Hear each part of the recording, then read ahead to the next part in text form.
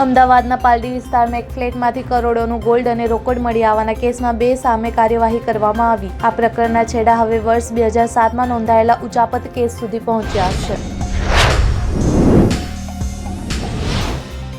પહેલગામ હુમલા બાદ ભારત-પાકિસ્તાન સંબંધોમાં ખટાસ વધુ વધી ગઈ છે. પાકિસ્તાને ભારત સાથે વેપાર બંધ કરવાની પણ વાત કરી છે.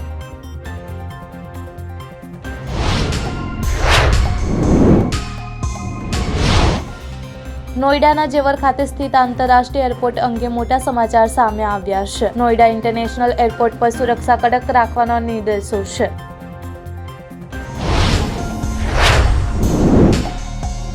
જમ્મુ અને કાશ્મીરમાં એક ઓપરેશન દરમિયાન હવાલદાર જે શહીદ થયા હતા. શનિવારે અલી શેખના અંતિમ સંસ્કાર કરવામાં આવ્યા હતા. આ દરમિયાન તેમના ભાઈની શહીદી પર રફીકુલ શેખનું ભાષણ વાયરલ થઈ રહ્યું છે.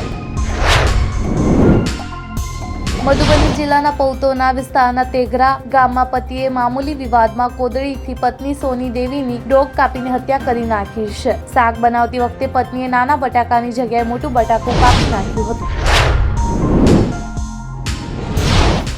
મુંબઈમાં બૈલાડા પિયરમાં આવેલી ઈડીની ઓફિસમાં આગ લાગી ગઈ હતી. આગની સૂચના મળતા ફાયર બ્રિગેડની 12 ગાડીઓ ઘટના સ્થળે પહોંચી હતી અને આગ ઠારવવાની કોશિશ કરી.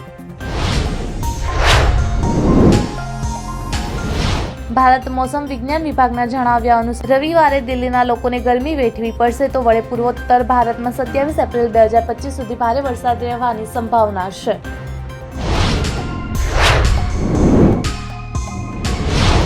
પીડિતાના સ્તનને ટચ કરવાની કોશિશ કરી ગંભીર યૌન ઉત્પીડન છે પણ બળાત્કાર નથી. આ ટિપ્પણી કોલકાતા હાઈકોર્ટે એક કેસની સુનાવણી દરમિયાન કરી હતી.